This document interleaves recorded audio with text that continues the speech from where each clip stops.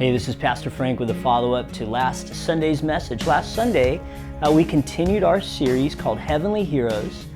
And last Sunday, we had the opportunity to look into the inner workings or the core of what a heavenly superhero looks like in the life of King David. What is so cool about King David is because of the great amount of material, 66 chapters written on him in the Old Testament. He's the most written person in the Old Testament.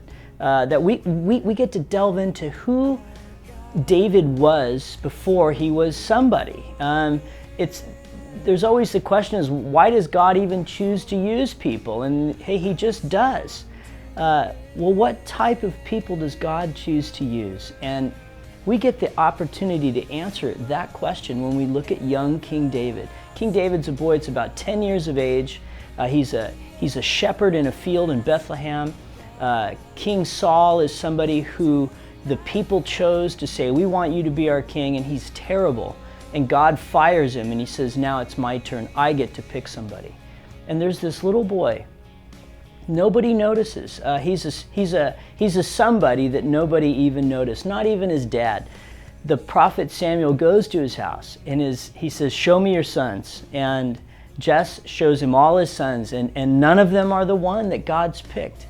And finally he says, I've got one more, I forgot about him, he's out in the fields. They bring in young King David. That's the one. Who is this kid? Last Sunday we learned that David was a humble young man. If you want to be used by God, people, we got to stay humble. Stay humble before the Lord. Once you get arrogant and prideful, God's opposed to the proud. Don't let God be opposed to you. David was a kid that was just faithful in what he was doing. He was hardworking. He was up early. He was a kid that wasn't afraid of being alone, being in solitude. And how hard is that for you and I to turn off technology and to be quiet before God, to wake up early in the morning, to have what we call a quiet time. Christians love that terminology, to be still and know that He's God. David grew up in that atmosphere of staring up at the stars at night and seeing the glory of God, the quiet that he could be cool with himself and cool with the Lord. Can we do that? Can you and I do that? He's courageous. He's willing to defend the sheep and to care what God cares about. These are all good things, man. David is special. And when you study him and reflect on us, you and me, we can see this is the qualities that God looks for in a person. He's authentically spiritual. He's real. He's real with himself. He's real with God. What a great young man. We'll be looking at him again in 2 Sundays. Next Sunday, Pastor Graham is going to be teaching on a very special lady in the Bible. And in Hebrews chapter 11, there's 2 mentions to ladies, to women of faith. And one of them is Sarah and the other one is Rahab.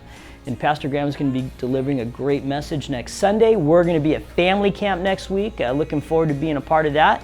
And so our church is kind of split a little bit next Sunday. So hope you can go to either one of those. You're going to be blessed no matter where you go. Hey, just want to give you a little heads up that on August the 27th after church, Woodbridge is going to have our annual Sunday after church family picnic. It's going to be at Colonel Barber Park, and it's a great time. We have a blast with that, so put that in the back of your mind.